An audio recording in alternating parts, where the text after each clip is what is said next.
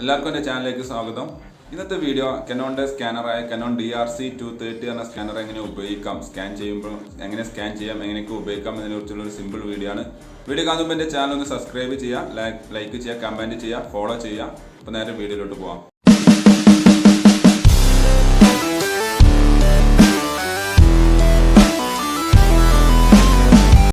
Document സ്കാനിങ്ങിന് ഏറ്റവും better ആയിട്ടുള്ള fast ആയിട്ടുള്ള ഒരു മോഡലാണ് കനോണിൻ്റെ DR-C230 എന്ന സ്കാനർ.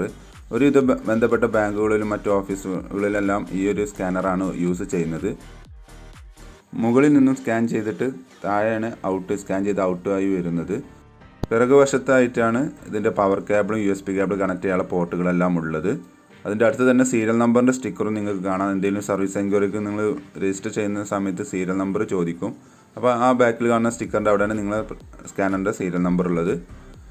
പേപ്പർ ഇൻസേർട്ട് ചെയ്യുന്നത് ഈ ഒരു ട്രയലാണ്. ഇത് ഇതേപോലെ മുകളിലോട്ട് ഓപ്പൺ ചെയ്ത് വെക്കാൻ കഴിയും. ആവശ്യമില്ല എന്നുണ്ടെങ്കിൽ നമുക്കത് ഫോൾഡ് ചെയ്ത് വെക്കാനും കഴിയും. താഴത്ത് സ്കാൻ ചെയ്ത് ഔട്ടായി വരുന്ന ഈ ട്രേയും അതേപോലെ തന്നെയാണ്. ഇത് എത്രയും നമുക്ക് പുറത്തോട്ട് ഓപ്പൺ ചെയ്ത് വെക്കാൻ കഴിയും. അതും ആവശ്യമില്ല എന്നുണ്ടെങ്കിൽ നമുക്ക് തിരിച്ച് അതേപോലെ ഫോൾഡ് ചെയ്ത് വെക്കാം.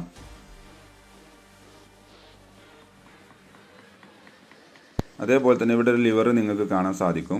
അവിടെ അതിൻ്റെ ചെറുതായിട്ട് അതിൻ്റെ സാമ്പിൾ കൊടുത്തിട്ടുണ്ട് അവിടെ.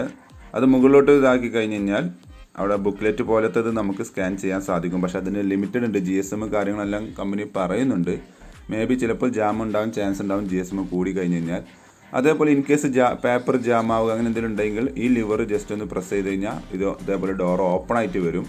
ഇവിടെ നിങ്ങൾ ജാമായി നിൽക്കുന്ന ഡോക്യുമെൻ്റ് പേപ്പർ നിങ്ങൾക്ക് റിമൂവ് ചെയ്യാൻ സാധിക്കും. തിരിച്ച് അതേപോലെ തന്നെ അത് വെച്ചതിന് ശേഷം ജസ്റ്റ് ഒന്ന് പ്രസ് ചെയ്യണം. എങ്കിലാണ് അത് കറക്റ്റായിട്ട് ലോക്കായിരിക്കുകയുള്ളൂ. അങ്ങനെയാണ്, ഇല്ലെങ്കിൽ ഒരു എറർ മെസ്സേജ് ഇങ്ങനെ കാണിക്കും. സ്കാനറിൽ ടോട്ടലി 5 ബട്ടനാണുള്ളത്. ഫസ്റ്റ് കാണുന്നത് പവർ ബട്ടന്. സ്കാനർ ഓഫും ഓണും ചെയ്യാൻ ഉപയോഗിക്കുന്ന ബട്ടനാണ്. കഴിഞ്ഞതും സ്കാനറിൻ്റെ ബട്ടൺ പ്രസ് ചെയ്തിട്ട് തന്നെ ഓഫ് ചെയ്യാൻ ശ്രമിക്കുക.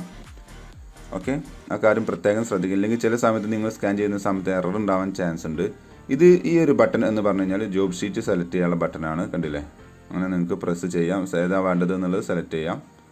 പിന്നെ നെക്സ്റ്റ് വരുന്നത് സ്റ്റാർട്ട് ബട്ടനാണ്. നിങ്ങൾ ക്യാപ്ചർ പ്രോ എന്ന സോഫ്റ്റ്വെയറും ഡ്രൈവറും കറക്റ്റായിട്ട് ഇൻസ്റ്റാൾ ചെയ്ത് കഴിഞ്ഞാൽ നിങ്ങൾക്ക് ഈ ബട്ടൺ പ്രസ് ചെയ്താൽ മതി, ഓട്ടോമാറ്റിക്കായിട്ട് സ്കാനിങ് നടക്കുന്നതാണ്. പിന്നെ ഇത് സ്കാൻ ചെയ്യുന്നതിൽ നമുക്ക് ക്യാൻസൽ ചെയ്യണം അല്ലെങ്കിൽ സ്റ്റോപ്പ് ചെയ്യണമെന്ന് ഉപയോഗിക്കുന്ന ബട്ടനാണ് ഈ സ്റ്റോപ്പ് എന്നുള്ള ബട്ടന്. പിന്നെ ഒരു ബട്ടനാണ് ഈ DFR എന്നുള്ള ബട്ടന്. ഇത് യൂസ് ചെയ്യുന്നത് ഡബിൾ ഫീഡ് റിലീസ് എന്നാണ് ഇതിൻ്റെ ഫുൾ ഫോം വരുന്നത്. ഡബിൾ ഫീഡ് നമുക്ക് ഒഴിവാക്കണം എന്നുണ്ടെങ്കിൽ അല്ലെങ്കിൽ ആവശ്യമുണ്ടെന്നുണ്ടെങ്കിലാണ് ഉപയോഗിക്കേണ്ടത് ഈ ബട്ടന്. സ്കാനറിൽ ഡോക്യുമെൻ്റ് വെക്കുന്നത് കറക്റ്റായിട്ട് നല്ല ഗുഡ് ക്വാളിറ്റിയുള്ള മിനിമം ഒരു 80 GSM ഉള്ള ക്വാളിറ്റിയുള്ള പേപ്പറെങ്കിലും ഉപയോഗിക്കാൻ ശ്രമിക്കുക. എങ്കിൽ ജാമിങ് ഇല്ലാതെ നിങ്ങൾക്ക് കണ്ടിന്യൂസ് ഉപയോഗിക്കാൻ സാധിക്കും. പേപ്പർ വെച്ചതിന് ശേഷം നമ്മൾ ആ 2 ട്രേൻ്റെ 2 സൈഡ് ഭാഗവും കറക്റ്റായിട്ട് പൊസിഷൻ കറക്റ്റ് ചെയ്യണം. ഇല്ലെങ്കിൽ ചിലപ്പോൾ ചെരിഞ്ഞ് കയറാനൊക്കെ സാധ്യത ഉണ്ട്. ഈ ഒരു പൊസിഷൻ കണ്ടിട്ട് ഈ ലിവർ അഡ്ജസ്റ്റ് ചെയ്യണം. പ്രിൻ്റർ ഡ്രൈവറും ക്യാപ്ചർ പ്രോ എന്ന സോഫ്റ്റ്വെയർ ഇൻസ്റ്റാൾ ചെയ്തതിന് ശേഷം നിങ്ങൾക്ക് കറക്റ്റായിട്ട് ഇതേപോലെ പേപ്പർ വെച്ചതിന് ശേഷം ഈ സ്റ്റാർട്ട് ബട്ടൺ പ്രസ് ചെയ്ത് കഴിഞ്ഞാൽ ഓട്ടോമാറ്റിക്കായിട്ട് പേപ്പർ ഫീഡ് ചെയ്ത് സ്കാൻ ചെയ്തുകൊണ്ട് ഔട്ട് ചെയ്യും. നമുക്കത് കമ്പ്യൂട്ടറിൽ കാണാൻ സാധിക്കുകയും ചെയ്യും. കണ്ടില്ലേ? ഓട്ടോമാറ്റിക് ആപ്ലിക്കേഷൻ ഓപ്പൺ ആയിട്ട് തന്നെ വരും. ഓക്കെ, ഇനി നിങ്ങൾക്ക് 2 സൈഡ് പ്രിൻറ്റ് ചെയ്യണമെന്നുണ്ടെങ്കിലും ഇതേ മെത്തേഡ് തന്നെ നിങ്ങൾക്ക് ചൂസ് ചെയ്യാം. അപ്പോൾ ഞാനിത് സിംഗിൾ പേപ്പറാണ്. ഇതിൻ്റെ പിറകുവശത്ത് ഞാൻ ടെസ്റ്റ് എന്നുള്ളത് ജസ്റ്റ് ഒന്ന് പാനോട് എഴുതി എന്നിട്ട് ഞാനിത് വെക്കുകയാണ്. ഇപ്പോൾ നമ്മൾ ഈ ഡോക്യുമെൻറ്റിൽ 2 സൈഡിലും മാറ്റർ ഉണ്ട്. ഫ്രണ്ടിൽ നമ്മൾ ടെസ്റ്റ് പേജും ബാക്കിൽ ടെസ്റ്റ് എന്ന് എഴുതിയ ഡോക്യുമെൻറ്റ് ഞാൻ എന്നിട്ട് ജസ്റ്റ് ഈ സ്റ്റാർട്ട് ബട്ടൺ പ്രസ് ചെയ്തു. അപ്പോൾ സ്കാനിങ് നടക്കുന്നുണ്ട്. പേപ്പർ സ്കാൻ ചെയ്ത് ഔട്ടായിട്ട് വന്നിട്ടുണ്ട്. നമുക്ക് നമ്മൾ ആപ്ലിക്കേഷനിൽ നോക്കുന്ന സമയത്ത് കാണാൻ കഴിയും. 1, 2 എന്ന പേജ് നിങ്ങൾക്ക് കാണാൻ സാധിക്കും. ഞാൻ ഒന്നുകൂടി ക്ലിയർ ആയിട്ട് അതിൻ്റെ സ്ക്രീൻഷോട്ട് കാണിച്ചു തരാം. സ്റ്റാർട്ട് സ്കാനിങ് കൊടുത്തു. സ്കാൻ ചെയ്ത് 1, 2 പേജായിട്ട് വന്നിട്ടുണ്ട്. ഫസ്റ്റത്തെ പേജിൽ ടെസ്റ്റ് എന്നുള്ള എഴുതിയതും സെക്കൻഡ് പേജിൽ പ്രിൻ്റ് ടെസ്റ്റ് പേജ് എന്നുള്ള വലിയ ഡോക്യുമെൻറ്റുമാണ് ഉള്ളത്. അപ്പോൾ നമുക്ക് ഓട്ടോമാറ്റിക്കാണ് ഈ സ്കാനർ ഡിറ്റക്റ്റ് ചെയ്യുന്നത്. 2 സൈഡ് നമ്മൾ പ്രത്യേകം മെൻഷൻ ചെയ്യേണ്ട ആവശ്യമില്ല.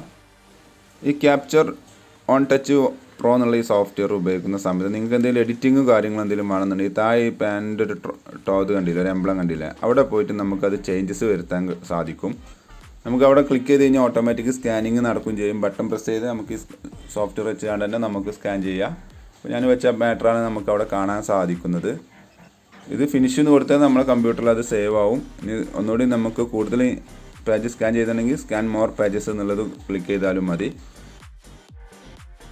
ഡോക്യുമെൻ്റ് ഒന്നും പിക്കപ്പിൻ്റെ അവിടെ വെച്ചിട്ടില്ല എന്നുണ്ടെങ്കിൽ നമ്മൾ ഇങ്ങനെ ഒരു എറർ മെസ്സേജ് ആയിരിക്കും വരിക. There is no document present എന്നുള്ളൊരു ഇതുണ്ടാവും. അപ്പോൾ നമ്മൾ ഡോക്യുമെൻറ്റ് വെച്ചതിന് ശേഷം വീണ്ടും സ്കാൻ ചെയ്താൽ മതി. ഇനി ഇതിൻ്റെ സെറ്റിങ്സ് ഈ ഒരു പാനലിൻ്റെ ടോപ്പ് കണ്ടില്ല, അവിടെ ക്ലിക്ക് ചെയ്ത് കഴിഞ്ഞ് കഴിഞ്ഞാൽ ഇതിൻ്റെ സെറ്റിങ്സിലേക്ക് വരും. ഇവിടെ നിങ്ങൾക്ക് കളർ മോഡ് ഏതാ വേണ്ടത് എന്നാണ് സെലക്ട് ചെയ്യാനുള്ളത്. ഓട്ടോമാറ്റിക് കൊടുത്തു കഴിഞ്ഞാൽ ഏറ്റവും ബെസ്റ്റ് അതായിരിക്കും. പിന്നെ പേജ് സൈസ് A4 ആണ്, ഏത് സൈസാണ് വേണ്ടതെന്ന് നിങ്ങൾക്ക് ഇവിടെ മാറ്റി കൊടുക്കാം. ഇവിടെയാണ് റെസൊല്യൂഷൻ അല്ലെങ്കിൽ ഡോട്ട് പെർ ഇഞ്ച് വരുന്നത്. എത്ര DPI ആണ് വേണ്ടതെന്നാണ് നിങ്ങൾക്ക് ഇവിടെ. നോർമൽ എല്ലാവരും 200 ഒക്കെയാണ് യൂസ് ചെയ്യുന്നത്. എത്രത്തോളം കൂടുന്നു അത്രത്തോളം ഫയൽ സൈസും കൂടും. ഓക്കെ. പിന്നെ സ്കാനിങ് സൈഡ്, ഇവിടെയാണ് നമുക്ക് ഡ്യൂപ്ലെക്സ് വേണോ സിംപ്ലെക്സ് വേണോ എന്നുള്ളത്. അത് സിംഗിൾ പേജ് മതിയോ അതോ രണ്ട് സൈഡും വേണമെന്നുണ്ടെങ്കിൽ ഡ്യൂപ്ലെക്സ് കൊടുക്കുക, സിംഗിൾ പേജ് മതി എന്നുണ്ടെങ്കിൽ സിംപ്ലെക്സ് കൊടുക്കുക. സ്കിപ്പ് ബ്ലാങ്ക് പേജ് എന്ന് പറഞ്ഞു കഴിഞ്ഞാൽ സപ്പോസ് നമ്മൾ ഡ്യൂപ്ലെക്സ് കൊടുത്തു കഴിഞ്ഞ് കഴിഞ്ഞാൽ ചില സമയത്ത് ഒരു സൈഡിൽ മാത്രമേ ഡോക്യുമെൻ്റ് ഉള്ളൂ, മറു സൈഡിൽ അതില്ല എന്നുണ്ടെങ്കിൽ അത് പേജായിട്ട് കൗണ്ട് ചെയ്യും ചില സമയത്ത്. അപ്പോൾ അത് ഒഴിവാക്കാനാണ് ആ ഒരു ഓപ്ഷൻ ഉള്ളത്. ഓക്കെ. പിന്നെ ഇതിൽ വേറെയും കുറേ ഒരു ഓപ്ഷൻസ് ഉണ്ട്. ഇതിൽ നമുക്ക് ആകെ ആവശ്യമുള്ളത് ഈ ഡോക്യുമെൻ്റാണ് ഫസ്റ്റ് കാണുന്ന ഒരു ഓപ്ഷൻസ് മാത്രമേ നമുക്ക് മെയിനായിട്ട് വരുന്നുള്ളൂ. നോർമൽ എല്ലാവരും ഉപയോഗിക്കുന്നത് അതാണ് വരുന്നത്.